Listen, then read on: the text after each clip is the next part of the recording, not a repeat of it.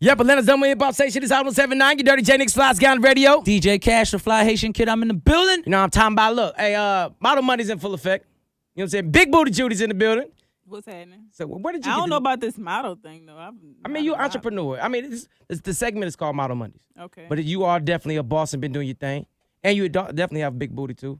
Yeah, take this where you got your name You but can be not a a model. You can be. Yeah, but not a model. Yeah, definitely. You're an entrepreneur, self-made millionaire. Oh, listen, Well- I can't stay self-made. God help me. Okay, Jesus. A lot. Thank the Lord. I'm just saying I just think that it's kind of selfish when people say that. So Right. I don't claim that. So how was it growing up in New Orleans? You from New Orleans? Yep. Louisiana? Yep, from New Orleans. Still live Okay. there. Everybody say it's pretty rough there. I don't know why they say that. I think it's rough everywhere at some point. I mean, look at all the stuff, all the positive things we have going on right now. We have a lot of positive stuff going on. We have a lot of entrepreneurs. We have a lot of successful people. I'm not the only one. So I'm glad that we're able to finally shine. I mean, we able to finally shine light on the city in a positive way, though. So what makes you think, like, why do you think that people have such a negative thought towards New Orleans? It probably was because of the murder rate, and then Katrina. But I mean, I feel like in any city, there's certain areas that certain people can't go.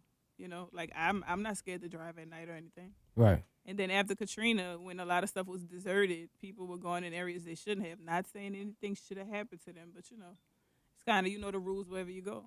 Okay. So how much patience did it take for you to just develop this hair product, hair care? Because that's I mean, I feel like, that's a big market. A lot of people try to do it, but the way you did it was a little different. And you popped. I think you popped big. Like, Well, how? One of my rules was going against what everybody else was doing. And like I remember I even came up with an idea and somebody executed it before me, and I shot the idea to shit. Excuse me, because I don't want to copy it. Like I'm big on going against the grain and being the first to do it. So with the fact that hair loss is a thing nowadays, instead of us saying, oh hey, let's talk about it in a negative way, I felt like let's make fun of it. Like let's laugh about it together. And your hairline basically features I think 11 products, right? 11 we around have on 14 now. 14 different products. 14. It netted $1 million, probably more, What? in profits or something like that. I saw my first million a few years ago. Okay, but my point is this: that I think sometimes businesses like yours, owned by Black women and for Black women, go unsung. But you have the Kylie Jenners that'll be on, I don't know, all these magazines for doing, all types of makeup and hair and all that stuff. Why do you think it is that businesses like yours, owned and operated by Black women and for Black women, aren't as celebrated?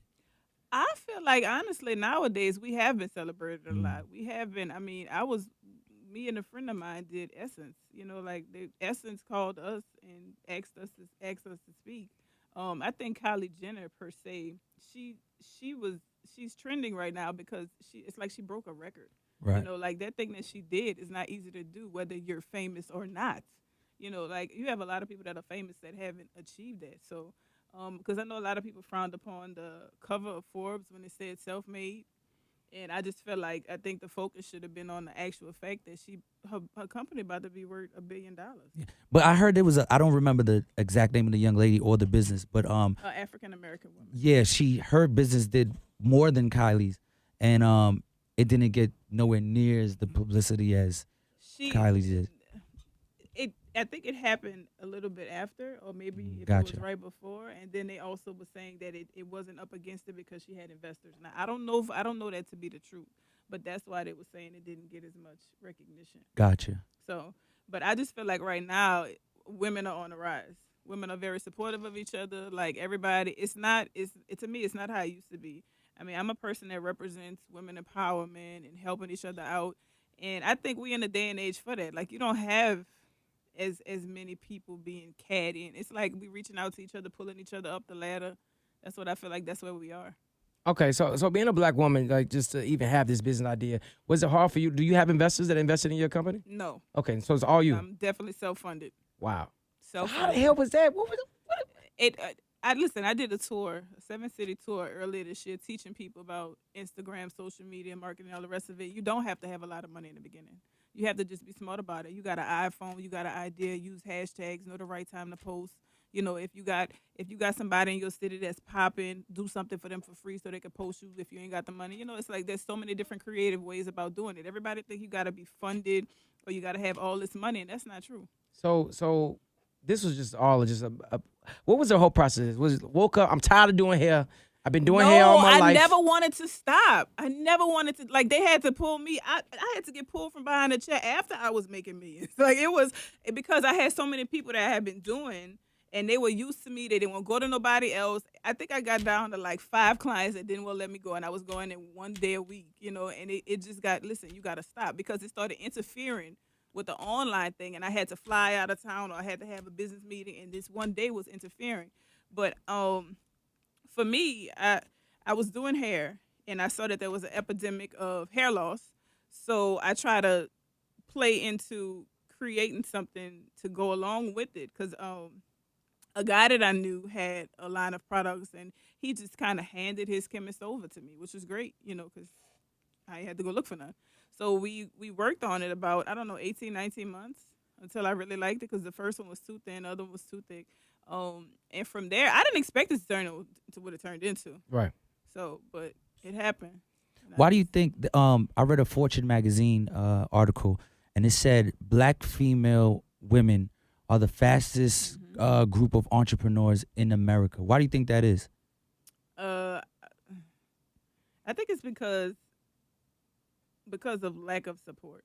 So you're very persistent about getting it done, because you feel like, I don't care who ain't gonna help me, I'm gonna get it done. And when it comes to the, if you're a single mom, right? It's, I gotta do it for my children. So I feel like can't nobody tell me no, Right. because I'm gonna go do it myself. Dope.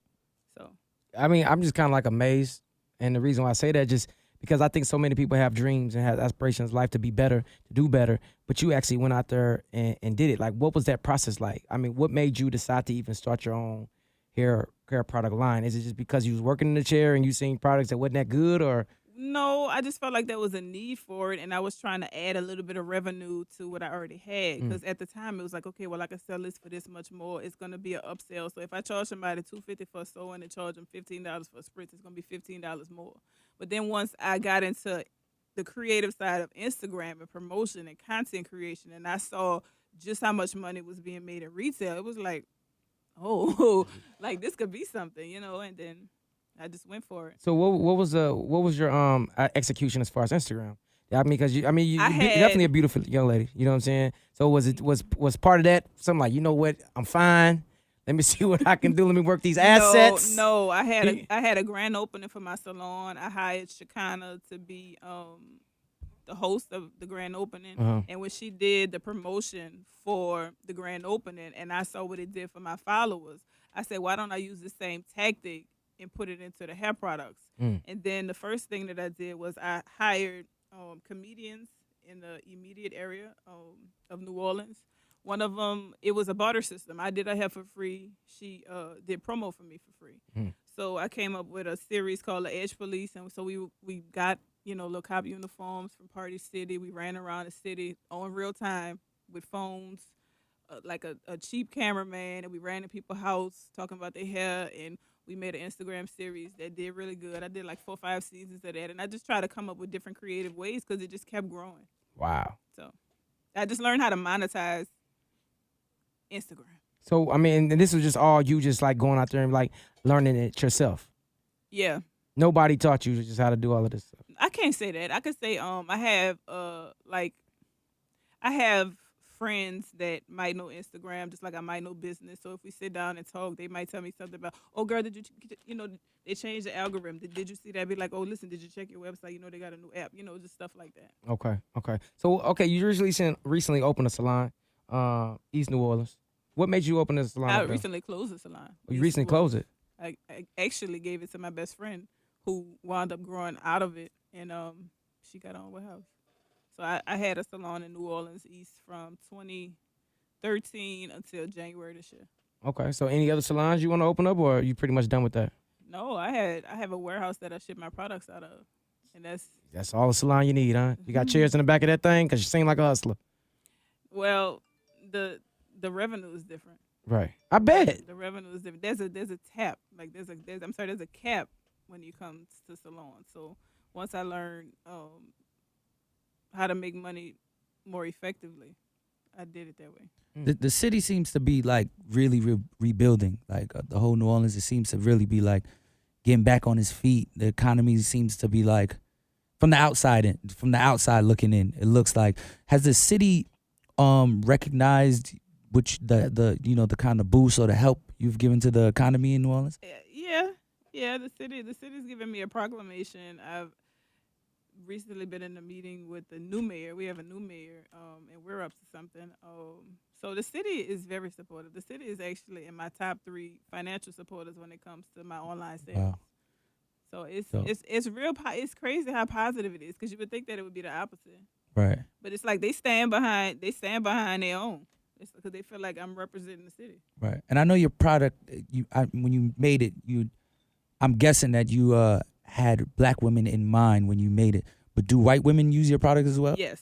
Nice. The Miracle Drops does not have ethnicity or gender, Nice. so it could be used. Miracle Drops? That's Yes, what it's called? That's what. Okay. That's my number 1 product. I need a miracle. If you're not tuning in, man, Miss Jesseca Dupart to the building. You know what I'm saying? We were also just discussing about just everything you got going on. As far as like, can you just give us like importance of teamwork? Because I definitely know you couldn't do all this by yourself. I mean, I know after a while you have to have a team. What's the importance of teamwork? If you don't have a team, you're gonna be limited. Mhm. I had to learn that the whole way. I mean, because I'm big on being hands on, but then there's only so much you can do, and then there's only so effective that you can be. So once you do build a proper team, that's the higher you could go, and then the higher you go, the more people you got to add to your team. So how many people do you actually employ at this time? Do you know off the top of your head? How many people do I employ total? I don't know, like 20. Yeah, about 20 something. That's a big staff. Yeah, it started off with 3. Mm. Yeah. So what would you tell some of these young black women out here as far as young black girls growing up? Just growing up, like, because I just feel like a lot of young black girls, we have a big problem. We always talk about, like, a lot of young black women are growing up without fathers. You know what I'm saying? Without guidance of men in their lives, just teach them how to love, teach them this, teach them that. What would you tell some of these young black girls as far as the struggles that you done went through to be successful as you are? I would say the number 1 thing is to pray. Don't tell your friends your ideas, because God gave you your vision. So even if you tell somebody an idea, they don't support it. It might not be because they don't like you, or because they don't want you to do it. It's because they don't understand. So pray. Whatever vision God puts on your life, go with it. And then the blessings will overflow from there. Like, a lot of people rely upon family support, friend support, and half the time that's not where it's going to come from.